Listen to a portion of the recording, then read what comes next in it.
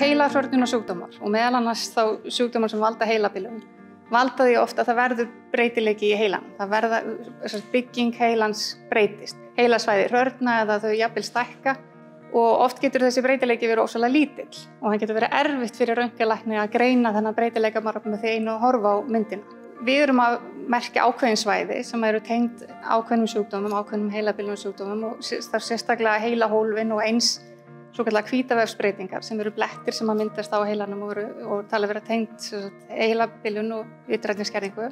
Hugmyndin kviknaði fyrir 5 árum síðan þegar ég var starfandi út í Bandaríkjunum og var rannsóknarlektor við Johns Hopkins háskólann í Baltimore og þar var ég í samstarfi við röntgenlækna og taugaskurðlækna og vorum að skoða heilabilunarsjúkdóm sem heitir fullorðinsvatnsvefur. Það er afskaplega erfitt að greina þennan sjúkdóm en ofsalega mikilvægt að greina hann vegna þess að ef hann er greindur rétt og ef það er hægt að finna þessa sjúklinga að þá er hægt að meðhöndla þennan sjúkdóm með skurðaðgerð. Þær tilgátur sem voru uppi þá voru að heilahólfin stækka mismikið í þessum sjúkdómum eða við aðra sjúkdóma.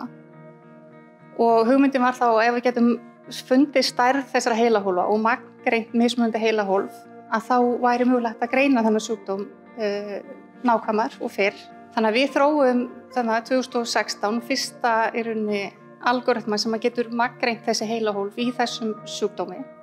En það sem að gerir okkar aðferðir unni frábrugðið þeirra aðferðir sem eru til í dag er að hún er rosalega hraðvirk og getur skilað niðurstöðum á bara nokkrum sekúndum.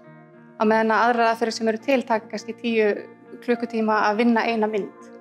En í rauninni hvaða svæði sem er í heilanum það er hægt að útvíka þessar aðferðir og merkja önnur svæði sem hefur verið sýnt fram á séu tengd öðrum sjúkdómum.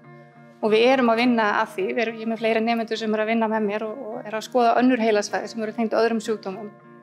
Nú þurfum við að ná okkur í stærra gagnasett og prófa aðferðina á fleiri gögnum og svo í framhaldi af því að þá er að byggja þetta notenda viðmót til að sé svo hægt að færa þetta yfir á næsta stig og koma sér inn á því.